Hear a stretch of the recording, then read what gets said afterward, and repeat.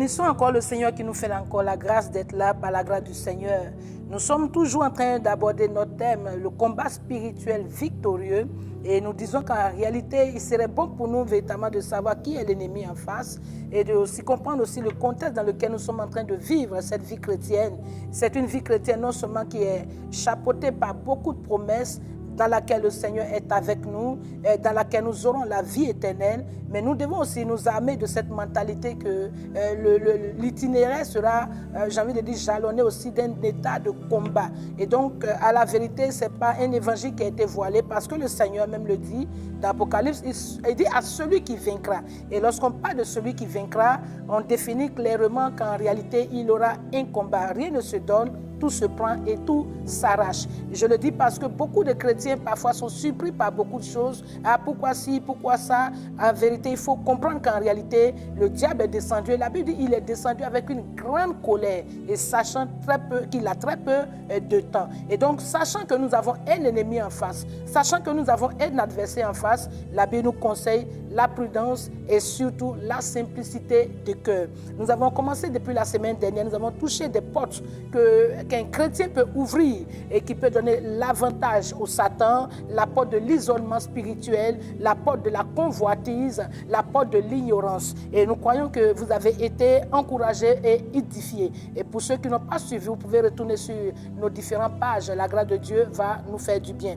Alors pour ce jour, nous allons terminer cette étude par la victoire de l'agneau sur le serpent. Le serpent entre dans le jardin. Et depuis lors que le serpent est entré dans le jardin, il va créer tout un dégât. Un couple qui était harmonieux vont connaître des accusations réciproques. Un frère et son frère, Caïn et Abel, qui étaient tout en paix, ils vont se haïr jusqu'à ce que l'aîné puisse tuer le plus petit. Lorsqu'il entre quelque part, il crée la zizanie. Lorsqu'il entre quelque part, c'est véritablement des douleurs qu'il crée. Et aujourd'hui, pendant que je parle, beaucoup de familles savent de quoi je parle, beaucoup de vies savent de quoi je parle. Satan est entré parfois par des portes et il a mis la maison sans dessus-dessous. Et je crois que par cette étude-là, la victoire, l'onction de Dieu te sera accordée pour le mettre dehors une fois pour toutes et pour le mettre à sa place.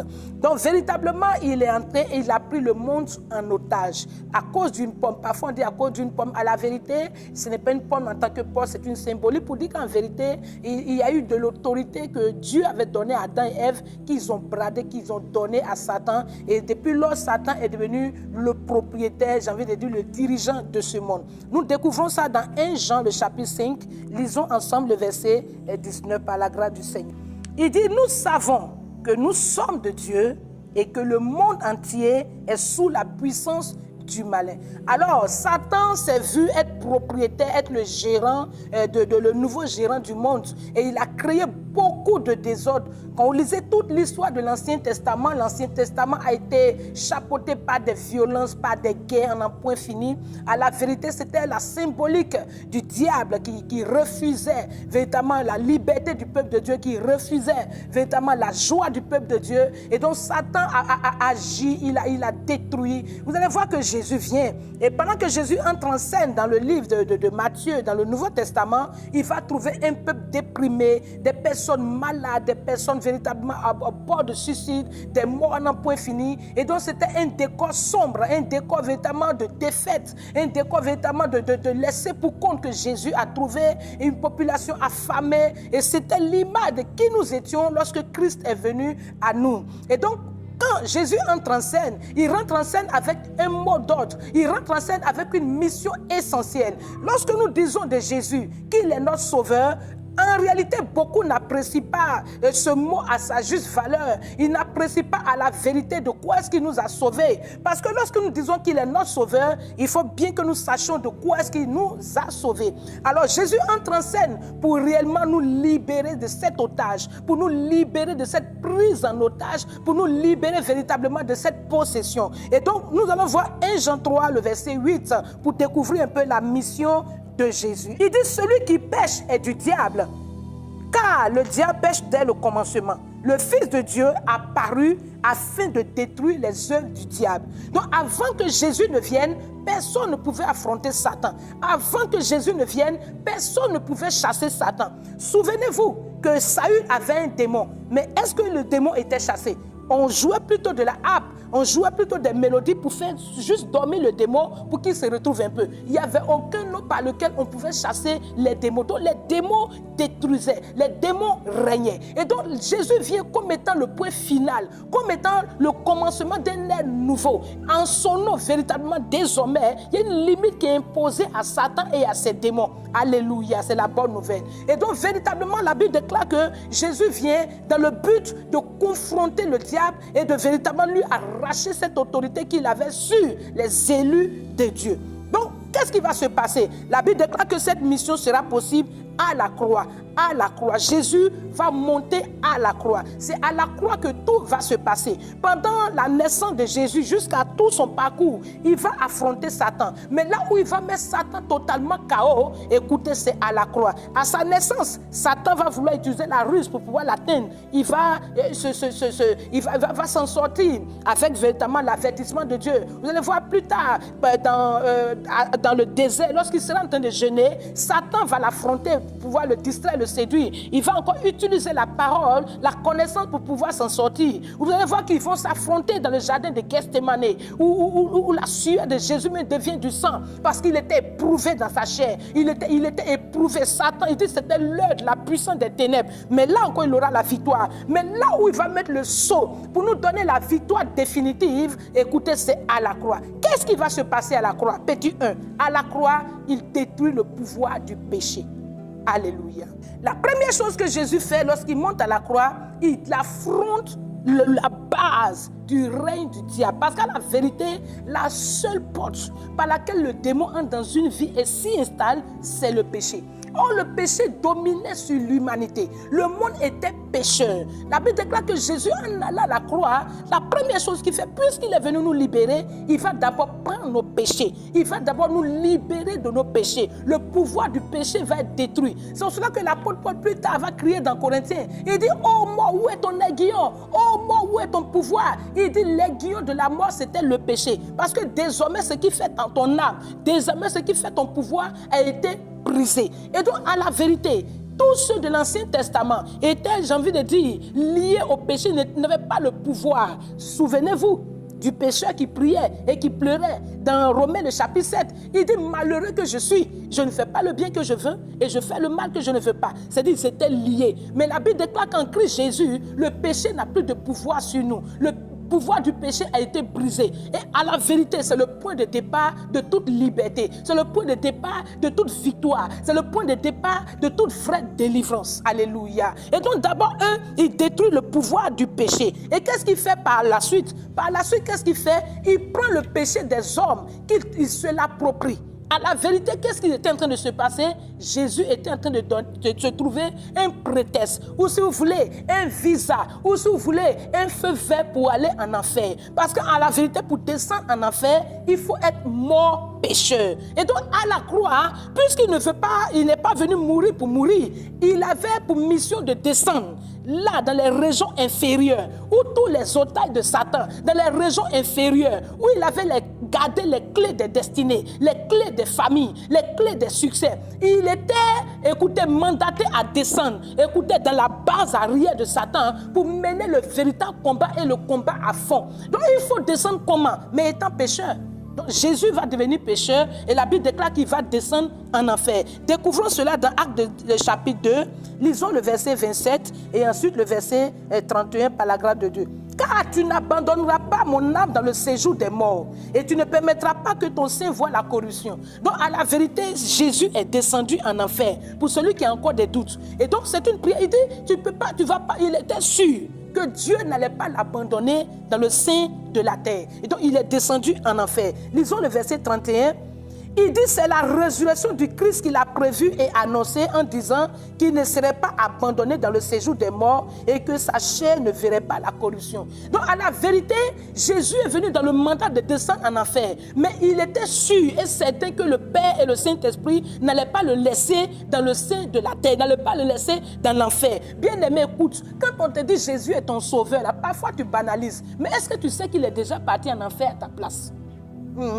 Est-ce que tu sais que ce qui était réservé pour toi, il l'a fait? Écoutez, quittez la royauté, quittez la grandeur, enlevez ses habits royaux. La Bible dit, il est le Fils unique de Dieu, assis à la droite de Dieu dans toute la gloire. Il est servi par des anges. Laissez sa gloire, venez souffrir. Non seulement confiné 9 mois dans le sein d'une femme et grandir étape par étape. Écoutez, subir tout ce qui est processus normal et jusqu'à aller à la croix et de surcroît aller en enfer. Alors, il descend en enfer dans le but véritablement de mener ce combat de la manière la plus propre possible. Qu'est-ce qui va se passer dans le séjour des morts? La première chose qui va se passer, la Bible dit, il va libérer les otages. Souvenez-vous que le jour de la résurrection de Jésus, lorsqu'il va rendre l'esprit, la Bible dit, plusieurs tombeaux vont s'ouvrir. Lisez les évangiles, plusieurs tombeaux vont s'ouvrir, le corps des saints vont sortir, quelque chose de spectaculaire va se produire dans la ville de Jérusalem. Il va y avoir de l'obscurité qui va envelopper la terre, il va y avoir une secousse,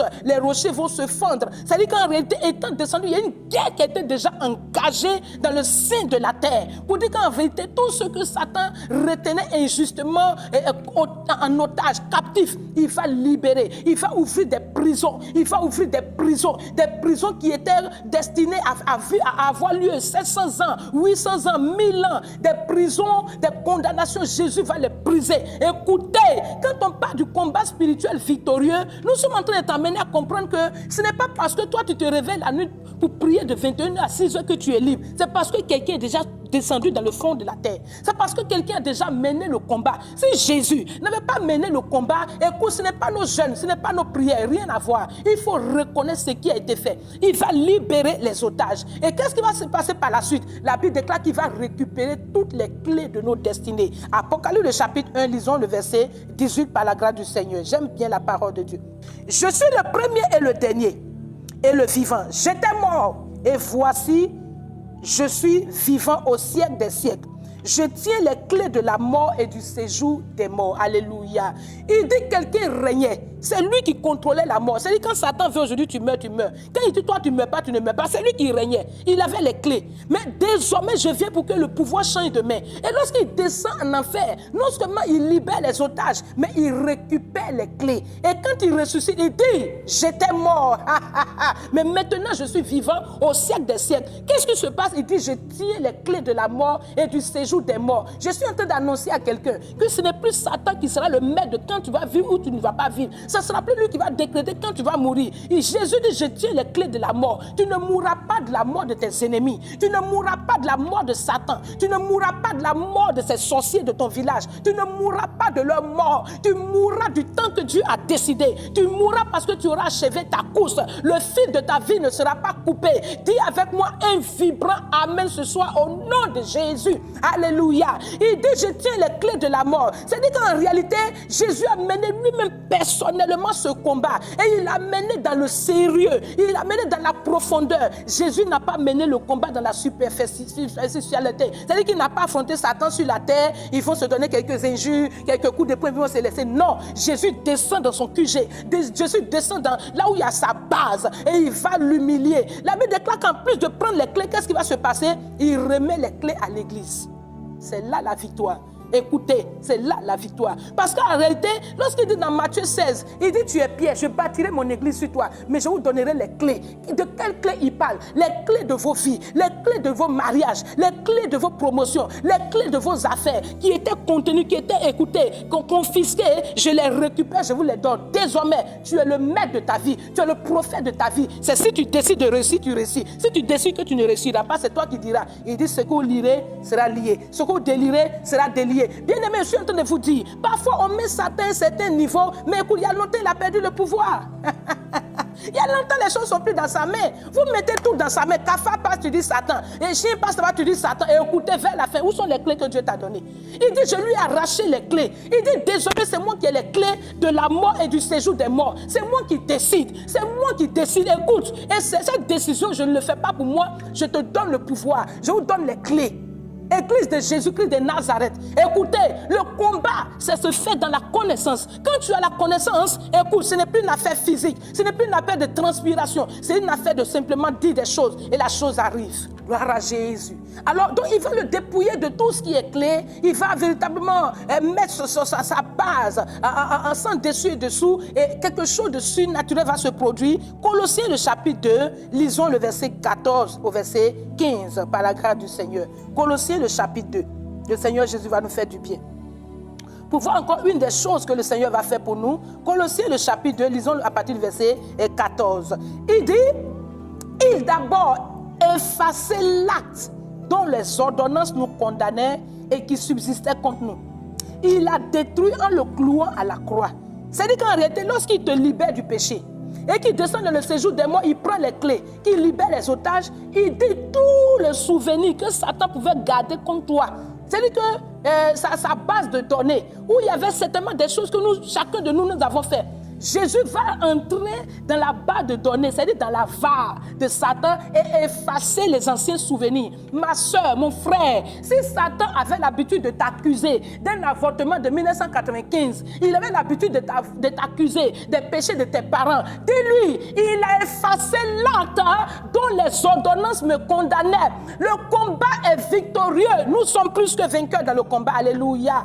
Il a effacé l'acte dont les ordonnances nous condamnaient et qui subsistaient contre nous. Au verset 15 de Colossiens 2, il dit, il a dépouillé les dominations et les autorités. Il les a livrées publiquement en spectacle, en triomphant d'elles par la croix. Alléluia. J'aime bien Jésus. Vous savez, Jésus est le centre de toute ma vie. Ce qu'il a fait, aucun ne pouvait le faire pour moi. Mon père ne pouvait pas descendre en enfer pour livrer ce combat pour moi. Le mari de nuit, autant qu'il voulait, pouvait abuser de moi. Mais ma mère, malgré son amour, ne pouvait pas le faire pour moi. Jésus est descendu, lui a arraché son autorité. Il est descendu, effacé tous les souvenirs. Écoutez, c'est lui ce qu'il a fait. Et qu'est-ce qui va se passer par la suite au verset 15? On dit, il va les dépouiller. Il va les dépouiller. C'est-à-dire qu'en réalité, je te donne l'image d'un serpent dont on a arraché les dents. Ou bien un serpent dont on a ôté le venin. Il devient quoi? Il a la forme d'un serpent. Mais à la vérité, c'est un jouet. C'est ce que Satan est aujourd'hui. Il était Satan hier, il avait toutes les armes. Mais la Bible déclare que lorsque Jésus descend et qu'il va l'affronter dans son QG, il va le dépouiller de tout ce qui fait sa force. Il va le dépouiller de tout ce qui fait ses stratagèmes. Et désormais, vous allez voir, malgré qu'il est dépouillé, qu'est-ce qu'il utilise? Il utilise la ruse. Il utilise quoi? Il n'est pas omniprésent, mais il nous pousse nous-mêmes à parler. Il n'est pas omnipuissant, mais il nous pousse nous-mêmes, c'est-à-dire à nous auto-détruire. Il nous pousse nous-mêmes à dire des choses contre nous. Satan utilise simplement la ruse parce qu'il n'a plus de pouvoir. Église de Jésus-Christ de Nazareth, lèvons-nous. Il est dépouillé. Écoutez, c'est un soldat sans âme. C'est un soldat sans âme. Et aujourd'hui, il est l'objet de beaucoup. C'est-à-dire qu'il y en a qui passent tout le temps concentrés sur lui. Vers la fin, ça te ridiculise. Vers la fin, ça te rabaisse. J'ai dit aux chrétiens, parfois, j'aime bien les délivrances, mais les délivrances de tous les jours, mais ça ne crée pas la sécurité dans ton cœur. C'est-à-dire, si je te délivre aujourd'hui et que demain, je dois te délivrer, après-demain, je dois te délivrer, tout le temps, je répète la délivrance, vers la fin, je te donne un message. C'est que ce Satan, il est trop fort. Il est trop fort. Il faut le chasser une fois pour toutes. Un homme de Dieu est allé une fois dans une mission. Et lorsqu'il était dans sa chambre d'hôtel, le temps d'attendre la deuxième intervention, la nuit, Satan rentre dans la chambre, il envoie un grand vent, tout bouge dans la chambre est bizarre, l'atmosphère devient lourde, jusqu'à même le lit du monsieur tourne. Écoute, il s'est levé tranquillement, il a ôté le drap sur la tête, il dit, mais attends, c'est quoi? Il dit, ah Satan, c'est toi, mais il ne faut pas me déranger. Et quand Satan a vu qu'en réalité ce monsieur sait qui il est, qu'est-ce qui s'est passé, il sortait, il a dit à Satan, reviens. Il dit, remets le lit à sa place. Il a replacé le lit et puis il est sorti. Écoutez, nous devons arriver à cette dimension. Aujourd'hui, quand Kafa passe là, au nom de Jésus, le feu, écoutez, on parle de quoi? On parle de quoi? Le travail de Jésus n'est pas inutile. Le travail de Jésus n'a pas été fait à la façade. Le travail de Jésus n'a pas été fait, écoutez, à 30% ni à 50%. Jésus allait en profondeur. Il a dépouillé. Il a rendu impuissant. C'est cela l'apôtre Paul dit, oh mort, où est ton pouvoir? Il est en train de dire, Satan, où est ton pouvoir? Il n'a plus de pouvoir, maman. Il y a longtemps qu'il n'a plus de pouvoir, mais il vous utilise contre vous-même. Il utilise vos limites de la chair. Il utilise vos propres péchés contre vous-même. Il utilise votre propre conscience contre vous-même. C'est pour cela qu'il faut toi-même, à ton niveau, commencer d'abord à fermer les portes. Et puisque nous ne voulons pas parfois fermer les portes, on est obligé d'utiliser des stratégies qu'il ne faut pas. Il y en a qui vont piriger Satan. Il y en a qui vont le mettre dans un mortier, le piler. Et écoutez, c'est ridicule. Comment on peut piler un esprit? Comment on peut piriger un esprit? Il faut simplement comprendre ce qui a été fait. Il faut simplement déclarer que Satan, tu t'agites, mais je sais qui tu es. Je sais ce qui a eu lieu. Il dit, je voyais Satan tomber du ciel comme un éclair. Tu es tombé et je marche sur toi. Il donne le pouvoir à l'église d'écraser sa tête. Bien-aimés frères, voici notre propriété. Bien-aimés frères, voici notre héritage. Et je veux encourager un foyer. Je veux encourager une maison. Je veux encourager une vie à vivre le triomphe. Le combat, il est victorieux. C'est vrai, on prend conscience qu'on est dans le combat, mais on prend conscience qu'on est plus que vainqueur dans le combat. Alors que Dieu nous bénisse, que Dieu nous fortifie. Nous nous retrouvons régulièrement sur cette chaîne. Allez-y sur la chaîne YouTube, l'évangéliste Habitat, sur ma page. Et la grâce de Dieu va nous édifier. Soyez bénis au nom de Jésus. Amen.